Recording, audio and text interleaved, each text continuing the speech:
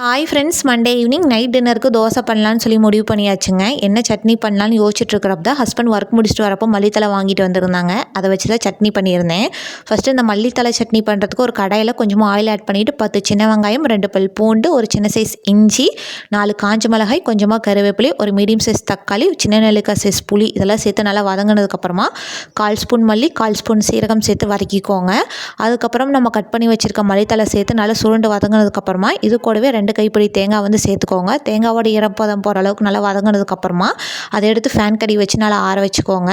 இப்போ இதை மிக்ஸி ஜாருக்கு மாற்றிட்டு இப்போ சட்னிக்கு தேவையான அளவு தண்ணி சேர்த்து கொஞ்சமாக கல்லுப்பு வந்து சேர்த்துக்கோங்க. ஏன்னா கல்லுப்பு சேர்த்து சட்னியில் அரைக்கிறப்ப தான் டேஸ்ட் வந்து நல்லாயிருக்கும். இந்த சட்னியுமே ரொம்ப பேஸ்ட்டாக வந்து அரைச்சிடக்கூடாதுங்க.